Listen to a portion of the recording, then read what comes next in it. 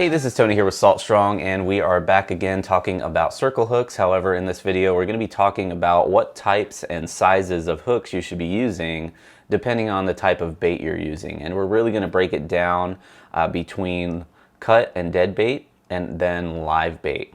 Now, when you are fishing with cut or dead bait, hook size is very important because you need a large enough hook that will go through the meat of that cut bait or that piece of crab. That way you can get a good hook set. If you use too small of a hook with cut or dead bait, it's going to be hard to get a good hook set. So I would go with anything in the 4/0 to 5/0, maybe even a 6/0 circle hook. The size of the hook is going to vary from manufacturer to manufacturer because there is no real standard.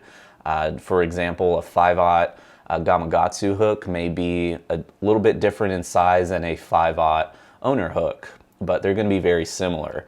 So just keep that in mind. So again, dead or cut bait, I would go with the 4 to 5 or even a 6/0, depending on the size of the bait. The bigger the size of the cut bait, the bigger of the hook you should go with. Now with live bait, I like to go with a smaller hook, especially with shrimp. Number 1 or a number 2 circle hook works really well, and also I like to go with a thin wire hook. The thin wire reduces the weight of the hook, that way it doesn't weigh down your bait and kill it. So light wire is definitely a plus when using live bait.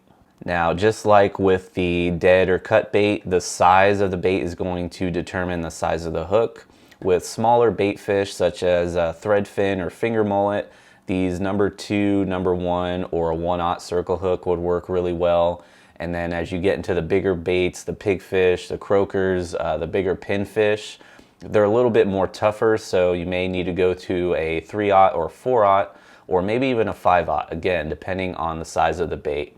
And again, with those live baits, I like to use the light wire. That just means the wire that the hook is made out of, or the metal that the hook is made out of, is thinner than a normal gauge of the wire typically used on circle hooks. So it's going to reduce the weight of the hook so that it doesn't weigh down your bait and kill it.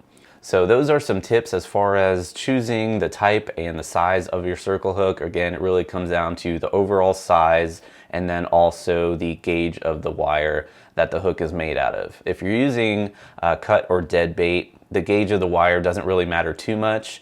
If anything, I would go with a heavier gauge wire hook just because it does add a little bit more weight to keep that bait down on the bottom for those redfish and black drum and species of that sort.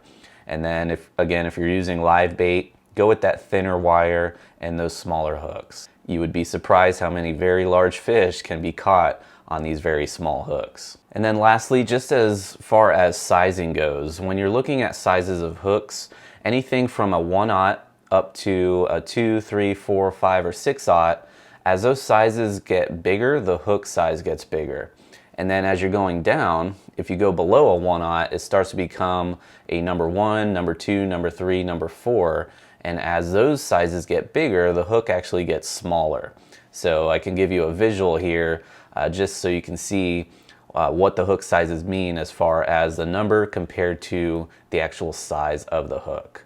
So that will wrap up this video. If you have any questions or comments or any additional tips you would like to share, please feel free to leave them down below.